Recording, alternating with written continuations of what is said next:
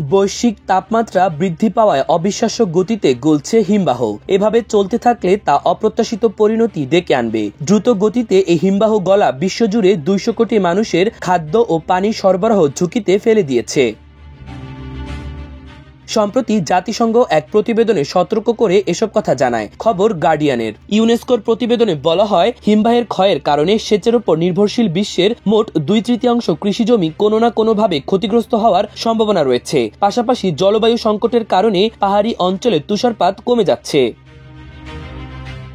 প্রায় 100 কোটি মানুষ পাহাড়ি অঞ্চলে বসবাস করে উল্লেখ করা হয়েছে এ বছরের ওয়ার্ল্ড ওয়াটার ডেভেলপমেন্ট রিপোর্টে। এতে বলা হয়, উন্নয়নশীল দেশগুলোর মধ্যে অর্ধেকেরও বেশি মানুষ ইতোমধ্যেই খাদ্য নিরাপত্তাহীনতার সম্মুখীন হচ্ছেন। এটি আরও খারাপ হওয়ার সম্ভাবনা রয়েছে, কেননা এসব অঞ্চল খাদ্য উৎপাদনের জন্য পাহাড়, তুষার ও হিমবাহ থেকে গলা পানির ওপর নির্ভরশীল।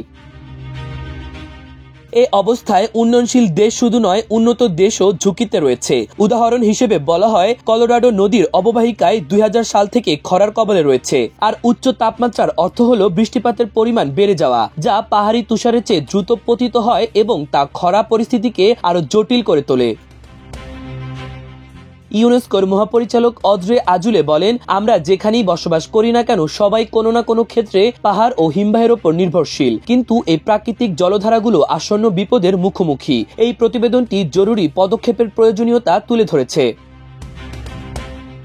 গত মাসে বিশ্বের অন্যতম সম্মানজনক সাময়িকী নেচারে প্রকাশিত এক প্রতিবেদনে বলা হয়, বৈশ্বিক উষ্ণতা বৃদ্ধি যদি নিয়ন্ত্রণ করা না যায়, তাহলে এই শতাব্দীর শেষ নাগাদ পৃথিবীর অর্ধেক হিমবাহ গলে যাবে।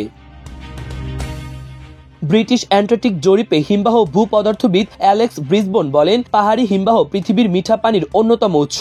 এসব উৎস থেকে গ্রীষ্মকালে যে পানি গলে তা 100 কোটি মানুষের পানির চাহিদা মেটায় এবং বিপুল পরিমাণে শিল্প ও কৃষিকে টিকিয়ে রাখে। দ্রুত গতিতে হিমবাহ গললে এর প্রভাব বহুদূর পর্যন্ত ছড়িয়ে যাবে।